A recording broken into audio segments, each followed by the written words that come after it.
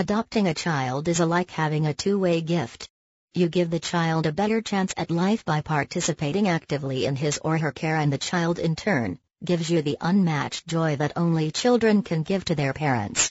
If you're considering a special needs or transracial adoption, there are certain things you must know, mainly because there are certain legal requirements that you'll have to comply with and certain emotional issues that you will be facing later on. Special needs adoption. Special needs children up for adoption have a specific physical, emotional or mental need. Oftentimes, a special needs child up for adoption has more than one disability.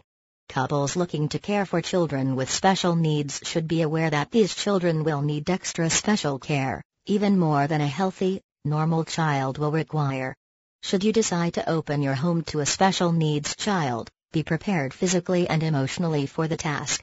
Learn about the child's disability/I to make sure you have the proper knowledge with which to deal with the situation.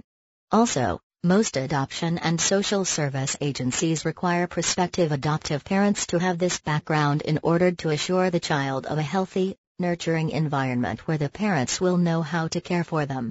Transracial adoption. Adopting a child of another race or ethnic background can be a wonderful experience for adoptive parents. In the U.S., transracial adoption is also referred to as transcultural adoption and often involves children who were born in other countries in Asia, South America, Africa or the Caribbean.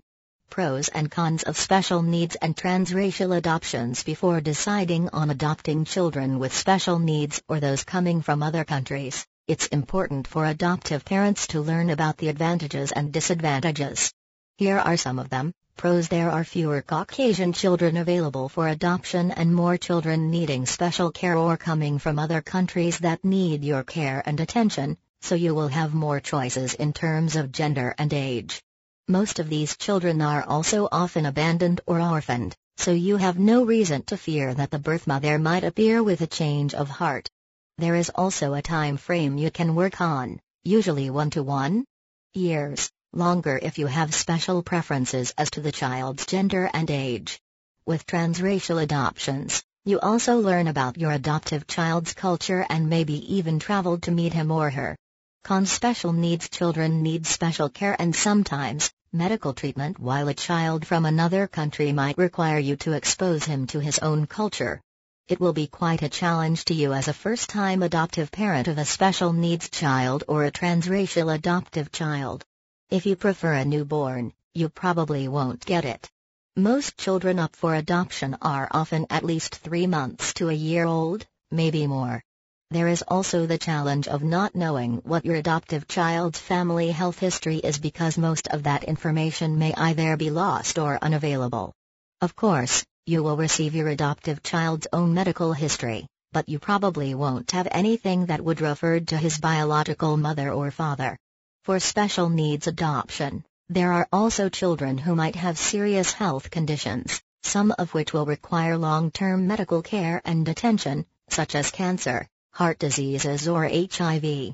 Adopting through social services. If you know of other adoptive parents, you probably already have an idea of the time, effort and cost of adopting. If you inform your local social services of your intention to adopt, be prepared to undergo and complete a series of forms, interviews and background checks.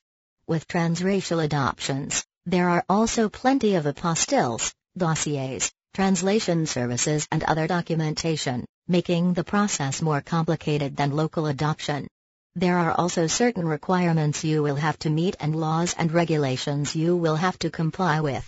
Certain countries and adoption agencies, for example, require certain age ranges, religious affiliations, marital and economic status and even weight range. Certain countries such as Slovakia and Indonesia also require long-term residencies which can last from 1 to 2 years.